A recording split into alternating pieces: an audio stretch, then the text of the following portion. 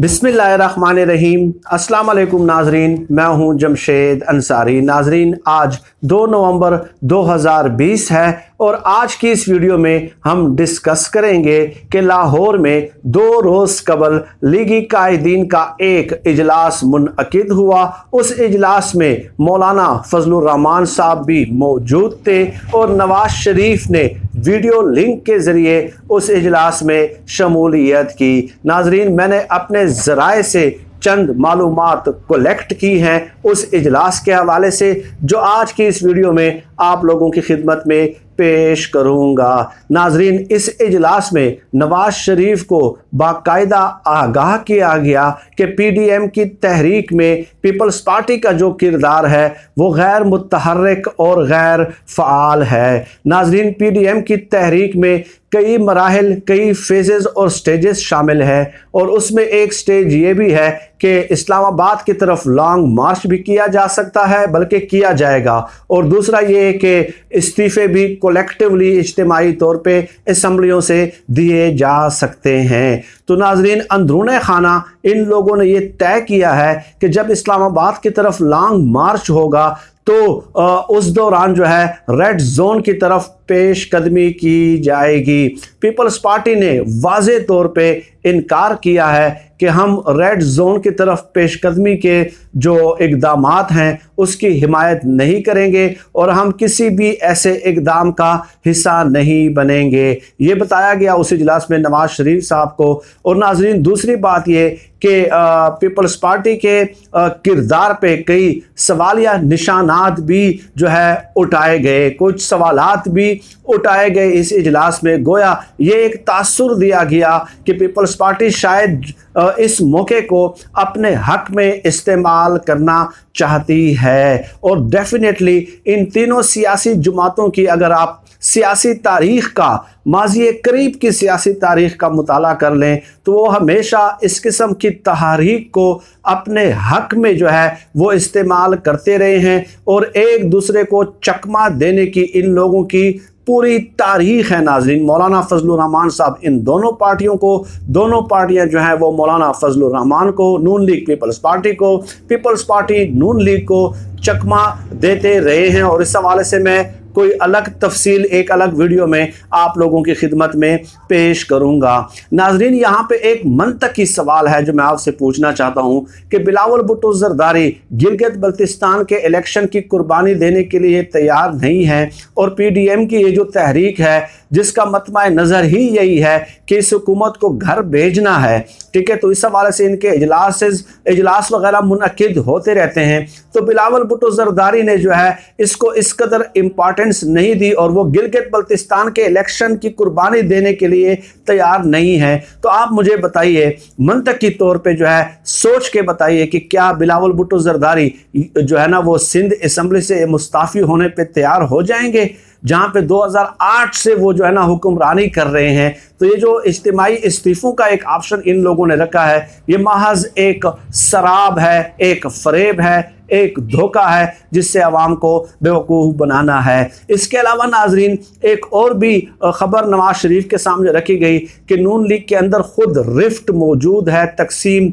मौजूद है। 18 से 20 MNAs ऐसे हैं नाजरीन जो कि अंदरूनी खाना इन लोगों ने भी डिस्कस किया कि अगर उनको प्रेशराइज किया गया कि आप नवाज शरीफ का बयानिया जो है वो पब्लिक फोरम्स पे यानी कि प्रेस कॉन्फ्रेंसेस में और मीडिया टॉक शोज़ में प्रमोट करना शुरू कर दें, तो जैसे ही ये उनको प्रेशराइज करेंगे वो फ़ौरन जो है एक प्रेस कॉन्फ्रेंस में पार्टी से अलहदगी का ऐलान कर देंगे। इसके अलावा इससे पहले MPs के हवाले से तो ख़बरें आती रही, नशाद डाह वगैरह और एक कोई जावेद अंसारी है या यूनुस अंसारी, उन हवालों से तो ख़बरें आती रही। लेकिन आप लोगों ने देखा कि जनरल अब्दुल कादिर बलोच का भी जो है ना बाकायदा फैसला हुआ कि वो भी पार्टी छोड़ रहे हैं और इस तरह सनाउल्लाह ज़हरी के बारे में भी यही बातें हो रही है। तो पार्टी के अंदर खुद रिफ्ट मौजूद है। यही वजह है कि आप लोगों ने देखा होगा कि नवाज शरीफ की जो हिदायत है उस पे मौलाना फजल उर रहमान साहब गए अयाज सादिक के घर,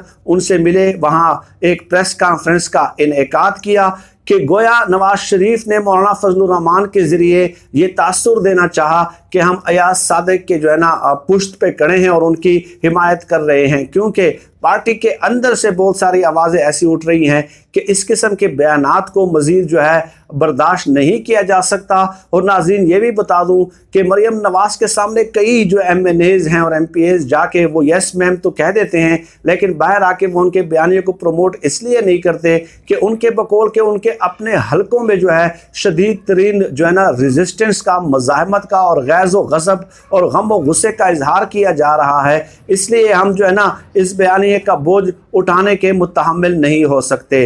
नाज़रीन आप लोगों ने देखा होगा कि 2-3 रोज़ कबल ये खबरें चलती रही और मैंने भी अपनी एक वीडियो में इसका तस्करा किया कि मरियम नवाज किसी भी वक्त शहबाज शरीफ से जेल में मुलाकात कर सकती हैं। उस मुलाकात का मकसद ही ये था कि शहबाज शरीफ जो है, जो उनके कैंप के जो रहनुमा हैं PMLN के, उनको हिदायत जारी कर दें कि नवाज शरीफ के बयानियों को पब्लिक फोरम पे प्रमोट करना शुरू कर दें। लेकिन शहबाज शरीफ से बवजूद मरियम नवाज की मुलाकात नहीं हो सकी।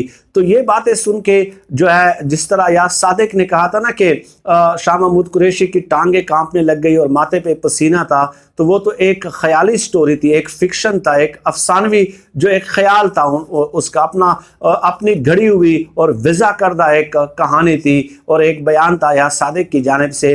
लेकिन हकीकतन नवाज शरीफ की टांगें भी कांपने लग गई और पसीने भी माथे पे आना शुरू हो गए थे कि ये यानी कि मज़ीद जो है तादेर जो है इस किस्म के बयानिए का बोझ जो है हमारी पार्टी उठाने की मुतहम्मिल नहीं हो सकती। और नाज़रीन ये फैक्ट भी है कि चंद कौमी जमातें हैं इस तहरीक में, 3 बड़ी जमातें हैं, 8 जो है आप देख लें, उनका नाम भी किसी को शायद बमुश्किल याद होगा। तो उनकी अपने अपने हलकों में जो है सिर्फ वो पजीराई हो सकती है। बलूचिस्तान की जो नेशनल पार्टी है, अख्तर मैंगल हो गए, महमूद खान अचकज़ई हो गए, डॉक्टर अब्दुल मालिक बलोच हो गए, तो इन लोगों का जो सर्कल है वो बहुत शार्ट है, तो वो इस कदर जो है ना अवामी पजीराई तो उनको वैसे भी कलेक्टिवली इस पूरी तहरीक को हासिल नहीं है, लेकिन वो जो है ना अवामी जमे गफ़ीर जमा नहीं कर सकते।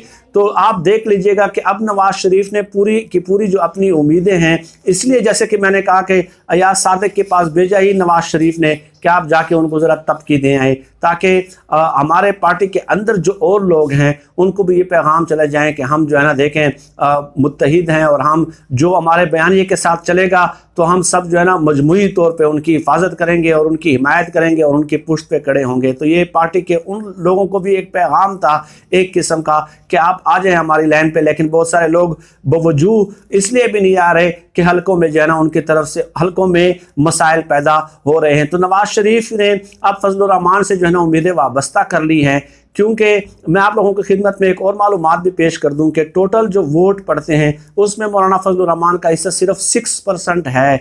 लेकिन चूंकि उन्होंने ब्रेन वाशिंग की है तलबा की एक मखसूस नुक्ता नज़र से, तो इसलिए वो इन दोनों पार्टीज़ की बनस्बत जो है पीपल्स पार्टी और नून लीग की बनस्बत ज़्यादा आवाम सड़कों पर ला सकते हैं। तो इसलिए नवाज शरीफ ने अपनी पार्टी के अंदर तकसीम से आगाह होने के बाद फजल उर रहमान के कंधों पे जो है बंदूक रख के चलाने का फैसला किया है। लेकिन नाज़रीन मैं आपको एक बात बता दूं, चूंकि मैंने इनकी पूरी सियासी तारीख का मुताला किया है, आप देख लीजिएगा एंड क्या होगा। एंड ये होगा कि तीनों पार्टियां इस मौके को अपने हक में इस्तेमाल करेंगी और एक दूसरे को चकमा देंगी और ये इत्तेहाद जो है ये टूट जाएगा। और नाजरीन आज के लिए इतना ही। इस किस्म के मौज़ूआत पे आपसे वक्तन फ़वक्तन नशिस्त होती रहेगी। आप सब लोग अपना बहुत बहुत ख्याल रखिएगा और मुझे अपनी दुआओं में ख़ुसूसी तौर पे याद रखिएगा। पाकिस्तान जिंदाबाद। अल्लाह हाफिज़।